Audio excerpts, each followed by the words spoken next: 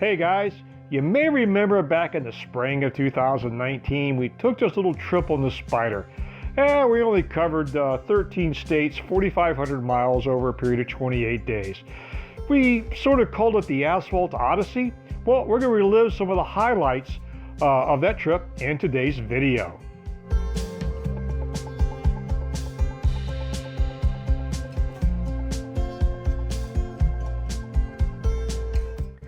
We knew before we even purchased our Am Spyder that we were going to be using it for long trips. The idea of the Asphalt Odyssey 2019 had been kicking around in my brain years before we even got the Spyder. So about a year and a half ago, we actually decided to put the trip on the calendar, thus converting a dream to a goal. Now, I know for many of you who have ridden for a long time, a simple trip from the East Coast to the Colorado Rockies and back is probably old hat. But for many others of you, including myself, it was quite an adventure. I've never done anything quite like that before. Now, this trip had several smaller goals built into it. For example, I have driven from our home in Virginia Beach to Tulsa, Oklahoma, and I have also driven from Albuquerque, New Mexico to the Pacific Coast. But that gap in between Tulsa and Albuquerque, I've never driven. So we decided we were going to do that on this trip. So in trying to establish our actual objectives, we decided that the Rocky Mountains would be our destination for this trip, so we began to do some planning. So we broke the trip down into 3 individual segments. The first segment, I would do solo.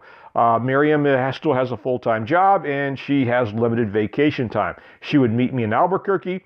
We would tour that region together, hitting such places as Santa Fe, Durango, Colorado, and Colorado Springs before she boarded a plane to come back home. I would then bring the Spyder back to the East Coast, and that would be the third leg of the trip. Now, when we planned the trip, we tried to keep it as loose as we possibly could. I didn't know what kind of weather I was going to run into, so the leg out to Albuquerque and the leg from Colorado Springs back to Virginia Beach, all I knew that I needed to make an average pace of 250 miles a day. I didn't have my overnight stops pre-planned in advance, and I knew that at 250 miles a day, that would give me plenty of time to rest in the afternoon, do some local sightseeing, and crunch the video that I had shot during that day.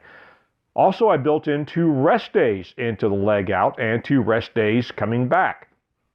And then I had planned to arrive in Albuquerque the afternoon before Miriam arrived the following afternoon. So even if worst case scenario, I would have an extra day of travel time to pick up Miriam at the Albuquerque airport in the afternoon. Now, the portion of the trip with Miriam was a little bit more carefully planned. We needed to arrange accommodations because we had certain excursions that we wanted to do. Specifically, the Silverton Narrow Gauge Railroad in Durango, Colorado. We had reservations for that excursion, so we needed to make sure we were going to be in Durango, so we went ahead and made reservations. Miriam also made reservations for an Airbnb in Albuquerque, which is our first night together after she arrived. And then lastly, we made some Airbnb reservations for several nights in Colorado Springs before she left. Once she was on the plane, I was back to my routine of putting in an average of 250 miles a day and staying wherever I landed. Now, overall, I expected a trip to take 30 days. 10 days out, 10 days back, and 10 days with Miriam.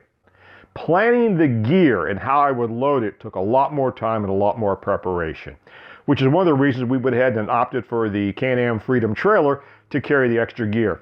We knew that we were going to have multiple weather scenarios: hot desert heat, humid East Coast conditions, cold, rain, and we even anticipated the possibility of snow. Of course, we didn't anticipate the Wolf Creek Pass scenario. So planning our gear and how we would film it took a lot of time and a lot of planning and a lot of extra room. So finally, at the end of May, the trip is approaching and we're just a couple of days away from our departure date, which was June 2nd. To follow the news, on May 31st, a city employee went on a shooting rampage in Building 2 in the municipal complex of the city and killed a bunch of his co-workers. And to bring it even closer to home, Miriam, who was in Human Resources, her office is in the next building over, approximately 50 to 100 yards away. Now, that is where her main office is at. Her work office is actually across the complex. So she was about a quarter of a mile away when all this happened, but her building was on lockdown. Coincidentally, we have two friends who worked in that building for the city of Virginia Beach. Fortunately for them, they were not in the building the time of the shooting, so they were not injured. But unfortunately, they lost a lot of personal friends and coworkers that day. So that put this dark cloud on our departure. Miriam and I thought about it and talked about it some. Should I postpone the trip? Should we go ahead and execute it? It could screw up our entire timetable if we decided to postpone the trip because of the reservations we had in the Colorado Springs and the Durango area. So we decided we would go ahead and kick the trip off as planned. But those events did take an emotional toll, especially on Miriam. But finally, on June 2nd, the fateful day arrived. It was a sunny, warm day, and the Asphalt Odyssey was underway.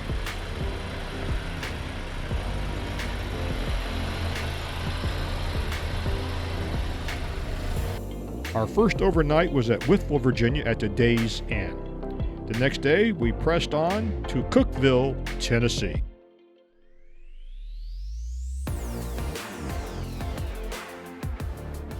Well, we made it to Cookeville, Tennessee, between Knoxville and Nashville. And nice little place to stop out here. Got us a room at the Best Western.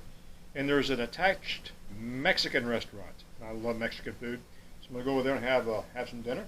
The time changes really confused me because it's 4:15 local, 3:15 by my watch, no, 5:15 by my watch. See what I mean? It's a little confused. 290 miles? Not shabby, not shabby.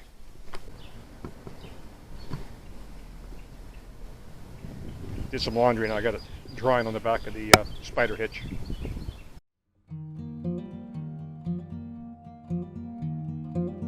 We ended day 3 crossing over the Mississippi River and overnighted in West Memphis. The next day we pressed on to Fort Smith, Arkansas. After 4 days of continuous riding, my back needed some TLC. Fortunately, the massage therapy studio right next door. This was a legitimate massage studio, not one of those naughty places. As we arrived in El Reno, Oklahoma, I decided to gas up before making it over to the hotel. One of the locals pointed out some tornado damage that occurred just 2 nights prior. So what's this thing with US Route 66? I mean, it's been decommissioned since 1984. Well, it won't die.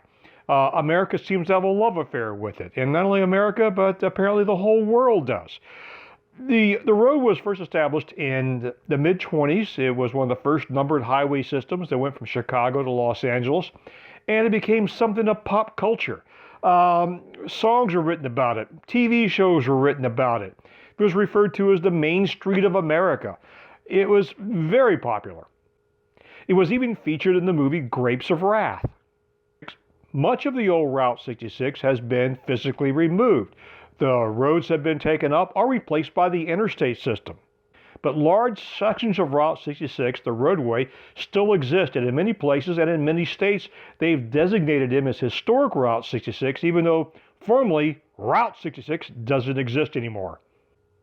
But much of the roadway is still there. So when I entered Oklahoma, I had done my research and found as much of the old Route 66 hardtop as I could and spent as much time on it as I could. It's a historical road. And when I say it's a worldwide phenomenon, I'm not exaggerating. When I was at the Route 66 Museum, I think it was the National Route 66 Museum, there was a gentleman on a Harley Davidson. I had just taken a photograph of the sign, and he'd asked me if I would take a picture of him and his Harley Davidson. I said, sure, I'd be happy to. So I took the photograph, and I noticed he had an accent. And I said, where are you from? He goes, I'm from Belgium. And I'm always curious about people who visit America. I said, what brings you to America? He said, Route 66. I went, really? He said he flew in from Belgium, landed in Chicago, rented a Harley Davidson, is driving Route 66 to Los Angeles, getting on a plane, and going home. I was amazed. Apparently, it's equally as a big thing in Europe as it is here in the United States. It's a cultural phenomenon, and slowly and incrementally, as much of the old Route 66 of the Route 66 buildings as can be found and restored are being converted into basically museum pieces. Some of the hotels in Tucumcari are actually now working hotels and working restaurants, and they look like museum pieces. It's kind of cool. Fortunately for me, I don't really get caught up into the entire romance and saga of Route 66.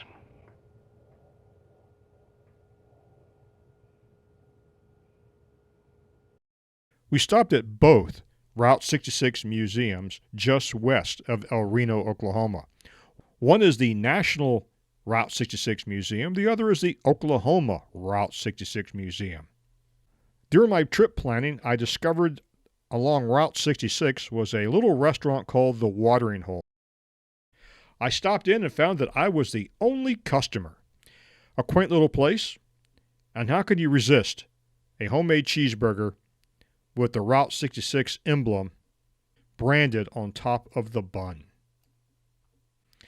And just a few hundred yards up the road, we entered the state of Texas before we made it over to Shamrock, Texas for our next overnight stay.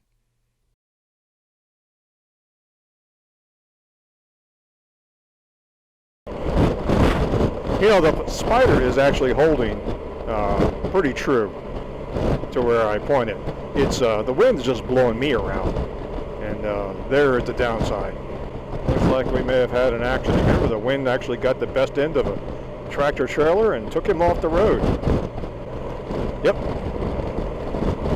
Alright, the road construction is over for the moment, which means I can actually slow down. When I can slow down, I don't have to fight the wind as much. Thinking that would be my strategy now that the road construction is over with. Trying to stay up to the speed limit and in the one-lane traffic with the tractor trailers behind me, trying to make progress. I felt obligated to go the speed limit. But, man, I have to hold on to the Spyder with both hands because of the buffeting so I won't get blown off. The weatherman lied. There was almost no chance of precipitation. It's been raining or misting since Groom, Texas. That's where I got off the interstate, Groom, Texas. I'm taking 66. I can go slower, and there's literally no traffic. I haven't passed another car. So lots of possibilities. I used to know I do not want to get back up on the interstate with this wind. I've already seen 2 wind-related accidents, tractor trailers. I don't want to get blown off the Spyder. So I was hoping to enjoy this ride across the Panhandle of Texas. This is not enjoyable. This is an adventure. That's what I signed up for, I guess. You know, part of me was like, whose idea was this? Then I remembered it was mine. About lunchtime, we stopped at the Midpoint Cafe in Adrian, Texas. So what makes the Midpoint Cafe so special? Besides the proprietor and the location being the inspiration behind the movie Cars, it sits at the halfway point on Old Route 66 between Los Angeles and Chicago. Or Chicago and Los Angeles, depending on which way you're going. We stopped in for lunch and had what else? Another cheeseburger and coffee. The winds had died down a little bit, but I was rather exhausted. And I was looking forward to getting into Tucumcari, New Mexico, where we enjoyed a second rest day and spent some time touring the historic Route 66 Main Street.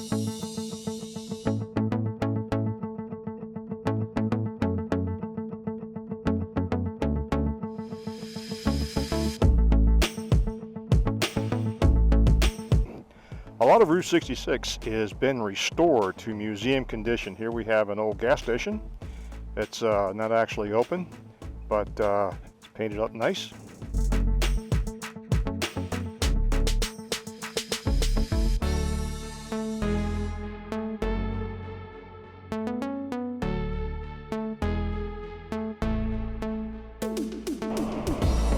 This is so beautiful, so open. I almost feel guilty. I'm just beside myself.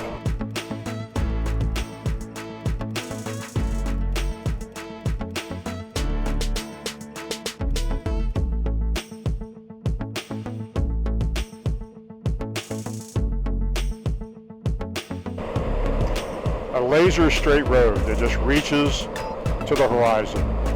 Unbelievable.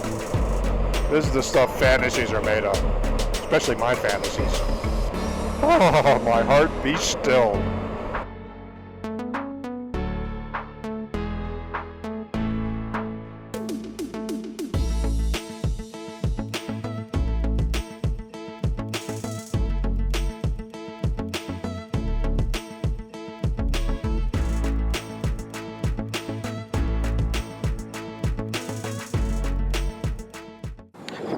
So we pulled over, I keep saying we, it's me and the Spyder. I pulled over to the side of the road to shoot the opening sequence for our travel video, and I just am mesmerized at the openness. Look at this terrain. Ignore the tractor trailer.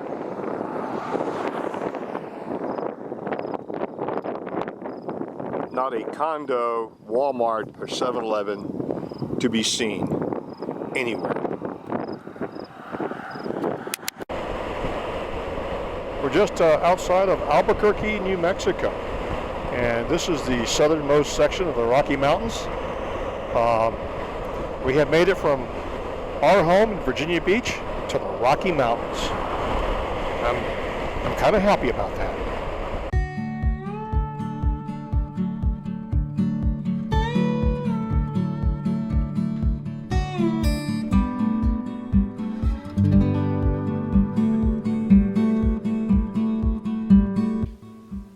Hey guys, we overnighted here in Albuquerque at the Sheraton Airport Hotel.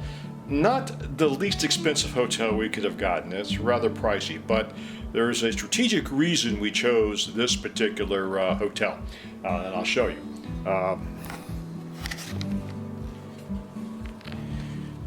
Partially because of the view. I don't know the names of those mountains out there. If I can get the focus to work.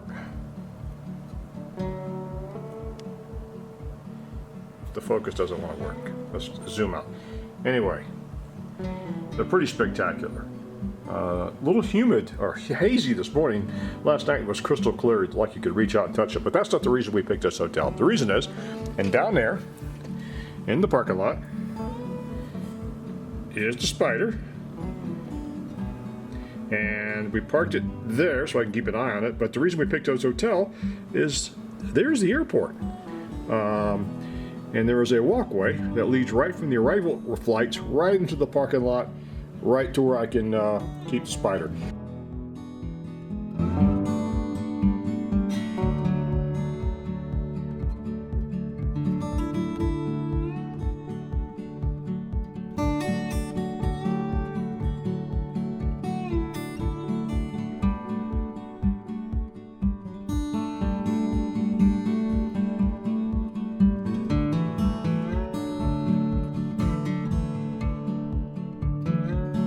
If you like this video, give it a thumbs up.